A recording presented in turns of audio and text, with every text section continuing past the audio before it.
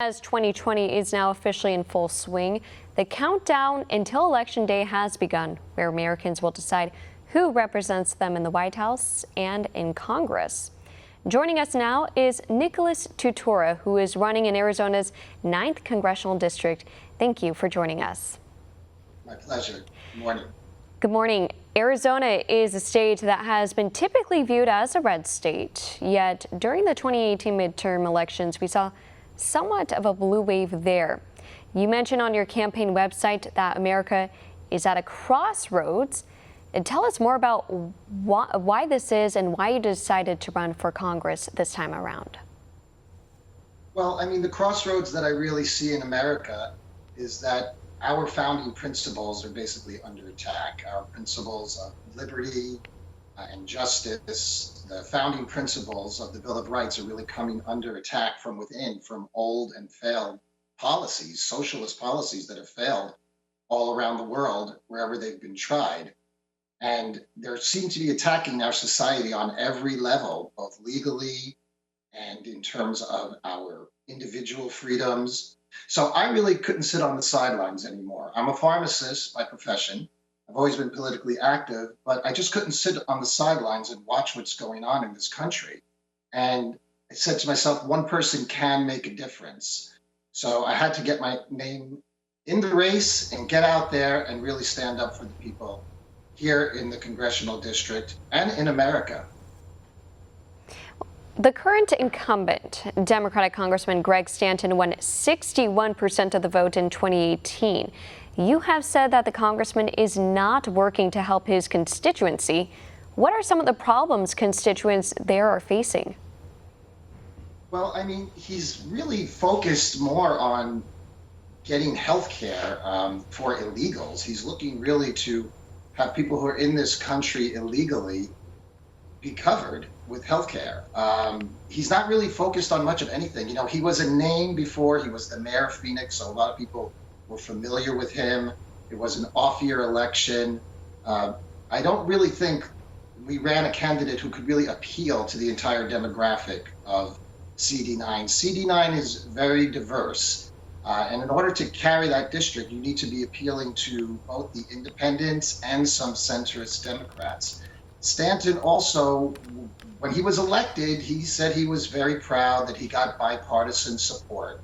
And as soon as he got there, I mean, he's on the Judiciary Committee, so he's one of the 23 congressmen who actually wrote up the articles of impeachment.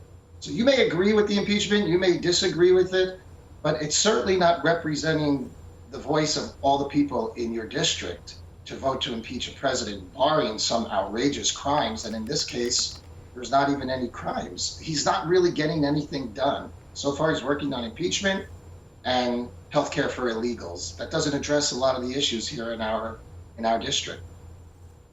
And for our viewers watching, the 9th District includes centered around Tempe and includes southern Scottsdale, western Mesa, to name a few.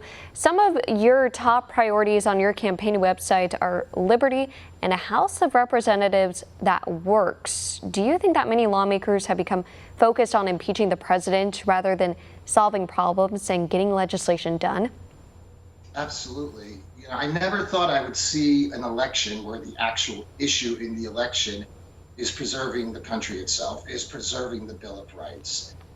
The entire Democratic Party right now is completely involved in impeachment. This is the only thing they're obsessed with. Plus, now over the last few days, they've added siding with a known terrorist. So it seems like they have, on the right hand, they're looking to impeach the president, and on the left hand, they're standing up for a known terrorist who has the blood of hundreds of American soldiers, countless of innocent civilians, Muslim civilians in his own country.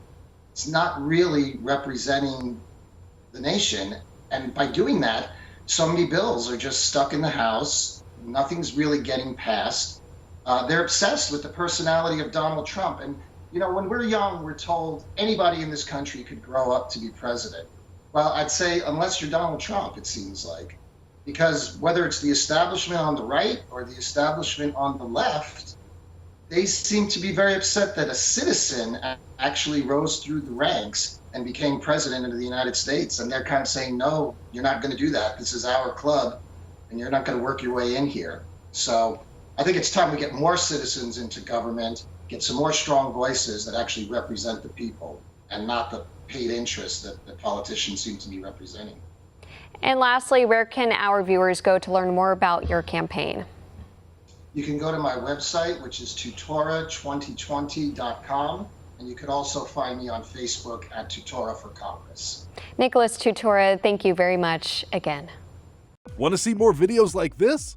Click on the link below and subscribe to One America News on YouTube, and call your cable provider and kindly demand that One America News is added to your lineup. Call and subscribe today.